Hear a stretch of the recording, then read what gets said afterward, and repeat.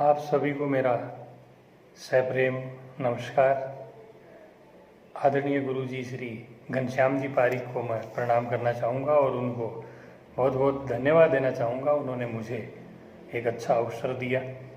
मैं जगदीश प्रसाद वर्तमान में असिस्टेंट प्रोफेसर हूँ हिंदी विषय से। पहले आरपीएससी द्वारा आयोजित वरिष्ठ अध्यापक परीक्षा में मेरा चयन हुआ था। वह नौकरी मैंने लगभग 7-8 महीने की।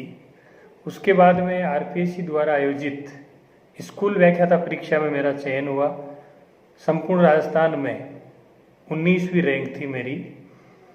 लगभग 3.5 वर्ष वह नौकरी मैंने की थी और अक्टूबर 2018 से असिस्टेंट प्रोफेसर पद पर कार्यरत हूँ।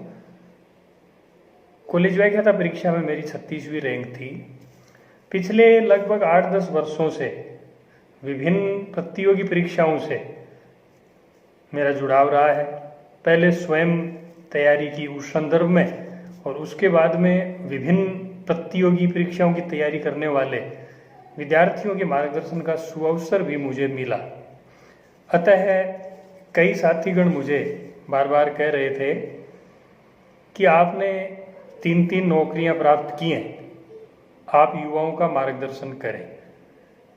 तो मैंने एक छोटा सा आज ये प्रयास किया है और आज हम बात करेंगे कि प्रतियोगी परीक्षाओं में सफल कैसे हों। आपने देखा होगा कि कोई भी वैकेंसी आती है तो उसमें लाखों की संख्या में आवेदन पत्र भरे जाते हैं। लगभग लाखों फॉर्म हर परीक्षा में भरे जाते हैं और आपको पता है पढ़ाई भी लाखों विद्यार्थी करते हैं, कोचिंग भी लाखों विद्यार्थी करते हैं। लेकिन आपने कभी विचार किया कि चयन सभी का क्यों नहीं होता? हो सकता है आपने भी 2-3 विभिन्न प्रतियोगी परीक्षाएं जो है उनका सामना किया होगा। कुछ का चयन आप में से हो भी गया और कुछ का नहीं हुआ। कभी आपने विचार किया कि ऐसे कौन से कारण हैं जिनके कारण मेरा चयन नहीं हुआ और मुझे ऐसा क्या करना चाहिए जिससे मुझे अच्छी रैंक के साथ सरकारी सेवा मिल सके? तो आइए आज हम ऐसे ही कुछ उपयोगी बिंदुओं पर बात करते हैं और जानते हैं कि हम सफल होने के लिए किसी भी प्रतियोगी परीक्षा में अच्छी रैंक प्राप्त करने के लिए हमें क्या करना चाहिए और ऐसी कौन सी चीज़ें हैं जिनसे हमें बचना चाहिए। मेरे विचार से मैंने जैसा अनुभव किया विभिन्न प्रतियोगी परीक्षाओं के दौरान, किसी भी प्रतियोगी परीक्षार्थी के लिए सफल होने के लिए सबसे ज़्यादा यदि कोई जरूरी या आवश्यक बिंदु या आवश्यक बात है तो पहली वो बात जो है जिसको मैं प्राथमिकता दूंगा वह है सकारात्मक सोच। चाहे आप किसी भी प्रतियोगी परीक्षा की तैयारी करें, चाहे आप पटवार, ग्राम सेवक, पुलिस, एएसआई, वरिष्ठ अध्यापक या मान लीजिए रीट है या स्कूल व्याख्याता, कॉलेज व्याख्याता, आरएस, जो भी है, जिस भी परीक्षा की आप तैयारी करें, जिस दिन आप फॉर्म भरते हैं उसी दिन से शुरुआत हो जाती है। यदि फॉर्म भरने के साथ ही हम ये सोचें, दिमाग को पॉजिटिव मैसेज देना शुरू कर दें कि इस परीक्षा में मैं सफल हो जाऊंगा, कठोर परिश्रम के जरिए ये कार्य मैं कर लूंगा, तो निश्चित रूप से आपको सफलता मिलेगी। आप उसी दिन से स्वयं को सकारात्मक मैसेज, पॉजिटिव ऊर्जा देना शुरू कर दें कि जिस परीक्षा का फॉर्म मैंने भरा है उसमें मेरी सफलता निश्चित है। हाँ, मुझे सुनियोजित ढंग से पढ़ाई करनी है। ऐसा यदि आप सोचेंगे तो निश्चित रूप से आप सफलता की तरफ बढ़ेंगे। लेकिन कुछ विद्यार्थी ऐसे भी होते हैं, वो ये सोचते हैं कि पद कितने थे, मान लीजिए लगभग 2000 किसी भी भर्ती में, और फिर आकलन करेंगे फॉर्म कितने भरे गए, उत्तर मिलेगा लगभग 3 लाख। तो उसी टाइम 3 लाख फॉर्म भरे गए हैं, 3000 पद हैं, मैं तो वैसे ही पढ़ाई में शुरू से ही कमज़ोर रहा हूँ, मेरा चयन थोड़ा ही होगा उसमें, शायद मैं इसके काबिल नहीं हूँ, कितनी ज़्यादा भीड़ है, मैं कैसे तैयारी कर पाऊँगा। ये बहुत ही नकारात्मक सोच है। आपका पूर्व शैक्षणिक रिकॉर्ड क्या रहा है वो इतनी अहमियत नहीं रखता। सबसे ज़्यादा अहमियत रखने वाली बात है कि आप वर्तमान में आप में जितनी योग्यता है उसका कितना फायदा उठा पाते हो। आपने देखा होगा कि बहुत ही कम प्रतिशत वाले विद्यार्थी उच्च पदों पर पहुंच गए। इसका मतलब उन्होंने जब भी अपनी काबिलियत को समझा, अपना पूरा योगदान और अपनी पूरी मानसिक शक्तियों का उपयोग करते हुए जी जान से उन्होंने पढ़ाई की और सफलता प्राप्त की। सकारात्मक सोच बहुत ही जरूरी है। आपको क्या पढ़ना चाहिए, कौन सी किताबें पढ़नी चाहिए, आप कोचिंग कहाँ करें, ये बाद की चीज़ें हैं। जब तक आप मानसिक रूप से किसी भी प्रतियोगी परीक्षा के लिए सकारात्मक नजरिए से तैयार नहीं होंगे तब तक सफलता नहीं मिलेगी। अगली बात, मानसिक अस्थिरता से बचें। आप स्वयं को मानसिक रूप से बहुत मजबूत करना पड़ेगा। चाहे कोई भी प्रतियोगी परीक्षा की आप तैयारी करें, आप मानसिक रूप से स्वयं को मजबूत बनाएं। अपने दिमाग में आता है मेरा चयन नहीं हुआ तो लोग क्या कहेंगे। भाई लोगों का काम है कहना। कुछ सोचते हैं मैं तैयारी तो अच्छी कर लूँगा, मैं कोचिंग भी कर लूँगा, लेकिन चयन नहीं हुआ तो। अरे भाई इस तो को छोड़ दो आप। मेरा पड़ोसी क्या कहेगा, मेरी देवरानी क्या कहेगी, जेठानी क्या कहेगी, फला क्या कहेगा, वो क्या कहेगा, ऐसा हो गया तो, वैसा हो गया तो। ये मानसिक अस्थिरता आपको सफलता नहीं दिलवा सकती। आप छोड़िए इन चीज़ों को। लोग कहते रहेंगे, लोगों का काम ही कहना है। मान लीजिए किसी परीक्षा में आपका चयन नहीं हुआ, आपने अच्छी तैयारी भी की, कुछ कमियां रह गई होंगी, आपके पड़ोसी को पता है कि आपका चयन नहीं हुआ, फिर भी हर 10 दिन से आपसे वो पूछेगा आपका वो क्या हुआ, आपका वो क्या हुआ। आप गुस्सा मत होइए, वो आपका बहुत बड़ा हितैषी है। जब जब भी वो आपको इस तरह से बोले, आप अपनी योजना को और अधिक मजबूती दीजिए और स्वयं को मानसिक रूप से और ज़्यादा स्ट्रॉन्ग कीजिए और पूरी ताकत झोंक दीजिए तैयारी में। कुछ ऐसे भी कह सकते हैं, जैसे आपका कोई साथी हो, उसकी कोई छोटी मोटी नौकरी लग गई हो, किसी शादी समारोह में यदि आप उसको दिख गए तो वो जानबूझकर आपके सामने आएगा और आपसे पूछेगा क्या हुआ तेरा, क्या कर रहा है आजकल, और आप तैयारी कर रहे हैं, चयन आपका अभी हुआ नहीं। फिर अगला सवाल, यार आजकल तो बहुत कमजोर हो गया, क्या चक्कर है, यार चयन नहीं हो रहा तो जरूरी है क्या उसके पीछे पड़े रहना, प्राइवेट कर लो, सभी सरकारी नौकरी थोड़ी लगते हैं। ये वो विद्यार्थी है जो पढ़ाई में आपसे कमजोर था और कुछ संयोग से अच्छी तैयारी करके कोई छोटी मोटी नौकरी लग गया और आज आपको शिक्षा दे रहा है। ये तो होगा ही भाई। देखो बेरोजगार को बहुत चीज़ों का सामना करना पड़ता है, लेकिन उसकी कठोर परीक्षा होती है। उनमें से यदि वो गुजर जाए, अपनी मानसिक स्थिति को अच्छी बना करके रख ले, तो निश्चित रूप से वो सफल होगा। यही आपका साथी जो आपसे तरह तरह के प्रश्न कर रहा है, ये पड़ोसी जो आपसे तरह तरह के प्रश्न कर रहा है, जिस दिन आपका चयन हो जाएगा इनको अपने आप जवाब मिल जाएगा। तो आप बिल्कुल अपनी वाणी से किसी को जवाब मत दीजिएगा, प्रदर्शन से जवाब देना सीखो। और जब जब भी लोग आपसे फालतू के प्रश्न करें, आप बिल्कुल स्वयं पर संयम रखें, धैर्य ना खोएं और ये निश्चय करें कि एक दिन जरूर इन लोगों को मैं मेरे प्रदर्शन के माध्यम से मेरे में क्या काबिलियत है इस चीज़ का जरूर एहसास करवा दूंगा। तब तो आएगा बात का मजा। और आप उनसे लड़ाई करने लगेंगे कि तेरे क्या परेशानी है, मेरा नहीं हुआ, तो इन चीज़ों में कुछ भी नहीं रखा है। आप निश्चित रूप से अच्छा करेंगे। पॉजिटिव रहिए, ऊर्जावान हो जाइए, आप सकारात्मक ऊर्जा से स्वयं को भर लीजिए। पड़ोसी सब ऐसे ही कहते रहते हैं, कोई विशेष फर्क नहीं पड़ने वाला, और वो बार बार कहेंगे, उतने ही आप मजबूत होते चले जाइए। मारवाड़ी में कहते हैं ना कि बाको काम तो कुचरनी करनू है, वह तो तारे कुचरनी करता ही रहेगा, वह तो चूट क्यों भरी सी थाड़ो क्यों हो। और जिस दिन आप सफल हो जाएंगे वो क्या कहेंगे आपको पता है, उनके स्वर बदल जाएंगे। भाई मानने तो पहले ही बेरो हो, तो बहुत होशियार हो पढ़ाई में, वो तो इंटेलिजेंट हो, तो ये तो समाज की स्थिति है, चलता रहता है। आप स्वयं में विश्वास रखें। दूसरी बात, आपका कोई साथी सफल हो गया तो आप उससे प्रेरणा लीजिए।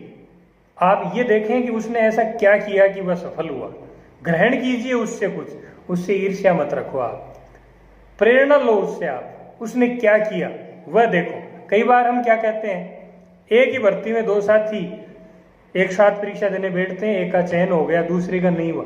जिसका चयन नहीं हुआ वो नकारात्मक दिशा पकड़ लेता है, अरे वो उसको कुछ नहीं आता था, वो तो रट्टू वीर है, किताबी कीड़ा है। तो भाई किताबी कीड़ा आप भी बन जाओ, आपको किसने रोका। तो आप इस तरह के कमेंट्स या इस तरह की शब्दावली का उपयोग मत कीजिए, आप सकारात्मक रहें। आप ये सोचें कि मेरे उस साथी ने ऐसा क्या किया था वो मैं भी करूं।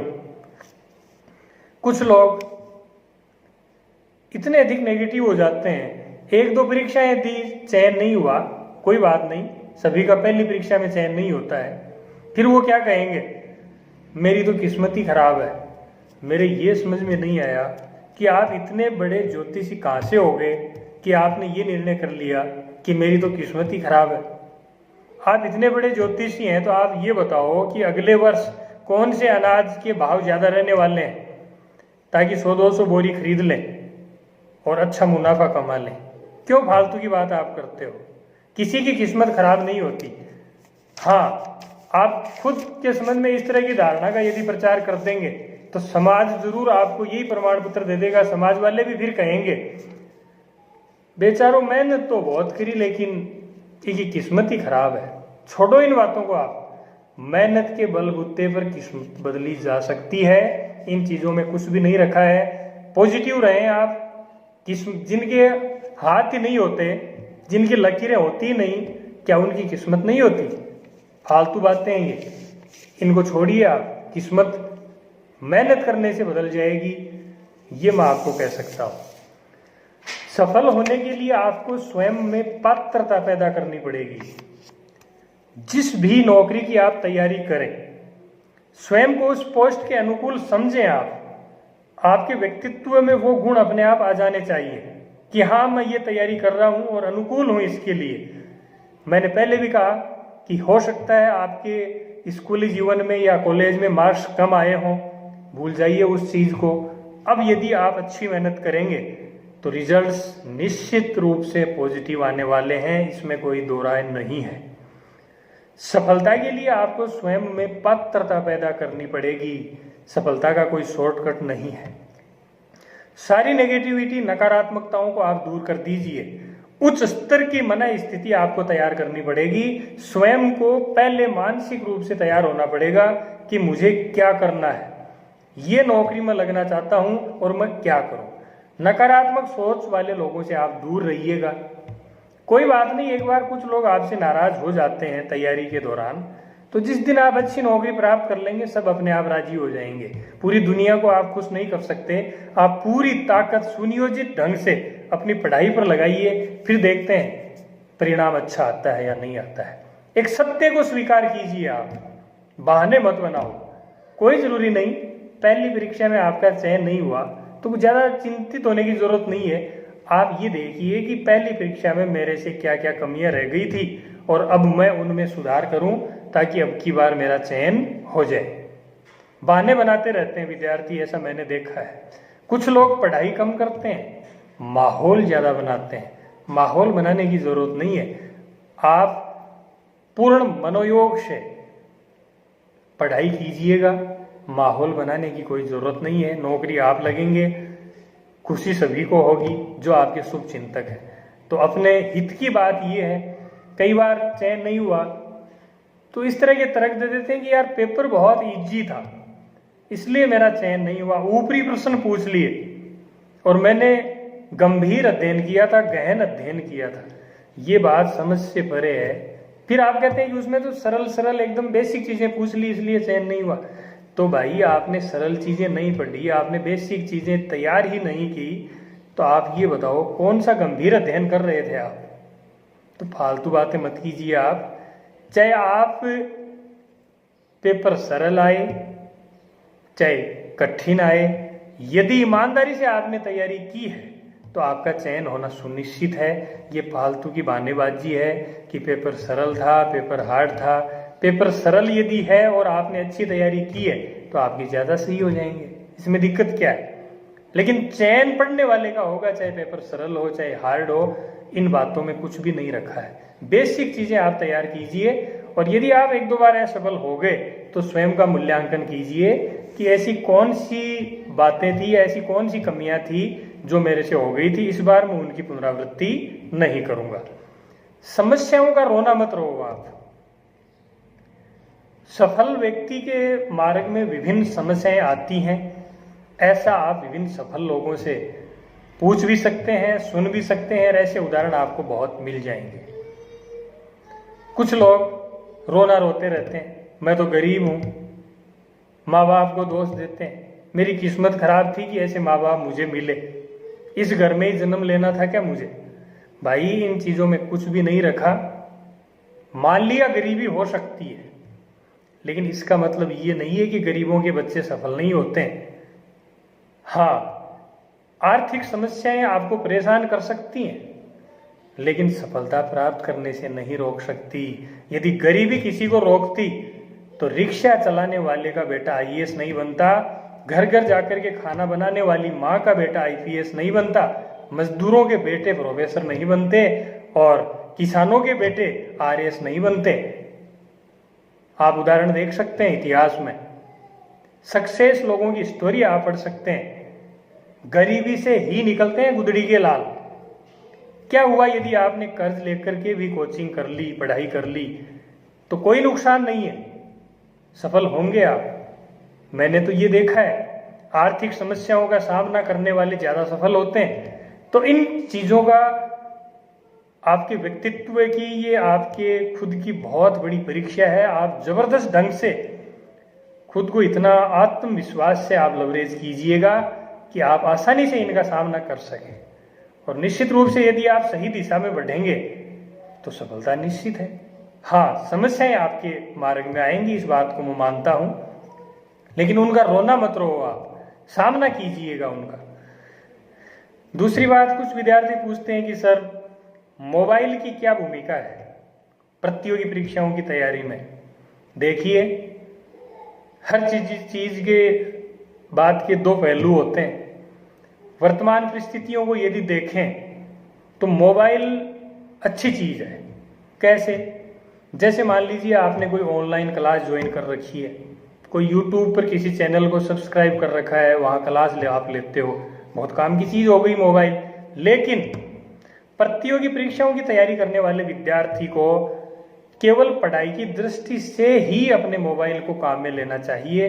इसके अलावा उसके लिए उस फोन की कोई, उस मोबाइल की कोई ज्यादा अहमियत नहीं है। यदि आप संतुलित ढंग से मोबाइल का उपयोग करते हैं तब तो मोबाइल आपकी सफलता में साधक सिद्ध होगा, अन्यथा मोबाइल बाधक भी बन सकता है। इस बात को आप ध्यान से सुन लें। सोशल मीडिया का अनावश्यक उपयोग आप करेंगे, जैसे बार आप पढ़ने के लिए बैठे हैं और फिर आपके दिमाग में कि यार किसी का मैसेज आया क्या, देखता हूँ, किसी ने गुड मॉर्निंग कहा, किसी ने आफ्टरनून कहा, किसी ने गुड इवनिंग कहा, किसी ने गुड नाइट कहा, फिर आप सबको जवाब देंगे। फिर आप कैसे हो, क्या कर रहे हो, इन सवालों का आपको जवाब देने की अब जरूरत नहीं है। नौकरी लगने के बाद आराम से आप दे देना। या आप अनावश्यक अपने समय को बर्बाद कर रहे हैं, इन चीज़ों में कुछ भी नहीं रखा है। फिर स्टेटस किसने लगाया, मैंने देखा या नहीं देखा, चलो आज मैं भी नया लगाता हूँ, किसने देखा या नहीं देखा, ये चीज़ें प्रतियोगी परीक्षार्थी के लिए कोई महत्व नहीं रखती हैं। फोन आपके लिए उतना ही उपयोगी है जितनी आप उससे यदि पढ़ाई करते हैं तो। आप कोई नेट के माध्यम से कुछ सर्च करते हैं जो कि परीक्षा उपयोगी है, तब तो है काम की चीज, अन्यथा आपकी सफलता में ये बाधक भी बन सकती है। अतः मोबाइल का उतना ही प्रयोग करें जितना वो आपके लिए सफलता में कारगर सिद्ध हो। अनावश्यक सोशल मीडिया का उपयोग ना करें, क्योंकि आप बार बार फोन को चेक करेंगे तो आपकी एकाग्रता निश्चित रूप से भंग होगी। ये छोटा सा संदेश मैंने आपको दिया है। अंत में मैं आपको यही कहना चाहूँगा कि सकारात्मक सोचिए, आप समस्याओं से घबराइए मत। सफल आप जैसे ही होते हैं, जो सफल होते हैं वो कोई अलग नहीं होते हैं, अपने समाज से ही होते हैं, आपके साथ ही होते हैं, बस उनका सोचने का अंदाज, तरीका कुछ अलग होता है। तो आज से सोच को सकारात्मक रखो, पूरी ताकत झोंको, अच्छी मेहनत करो, सफल लोगों से ईर्ष्या मत करो, उनसे कुछ सीखो। और अगले वीडियो में मैं आपसे मिलूंगा कि आप कैसे पढ़ें और क्या पढ़ें। बहुत बहुत आभार, धन्यवाद। एक बार पुनः आप सभी को नमस्कार।